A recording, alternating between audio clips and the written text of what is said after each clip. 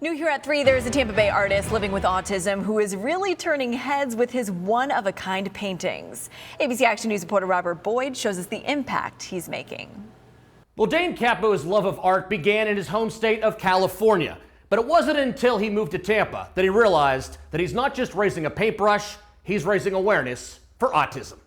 Art is about the story as much as it is about the art itself. We were told he would never read. We were told he would never write. He would never do math. But Dane Capo proved everyone wrong, and painting was a big part of that, starting with family and friends and progressing to the most recognizable people in the world. The Beatles and Elvis, Presley, Bob Dylan, Bob Marley. Dane has his own unique style, projecting the famous faces onto a canvas and then tracing over them with a brush. And all of a sudden, there he was at 18 years old, and for the first time in his life, feeling proud and having purpose. What color green is that, Dane? Dane's family ended up moving from California to Florida during the pandemic, opening up Dane's own studio in Largo.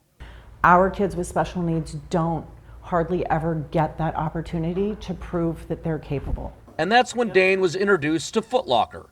The retailer wanted him to help bring awareness to autism through their Be Seen collection. His art is being seen at a level that it has never been seen before. Dane's own personal slogan and design, Be Kind, was printed on t-shirts and stocked on store shelves. Do you think the world would be a lot better place if people followed that logic, be kind? Yeah.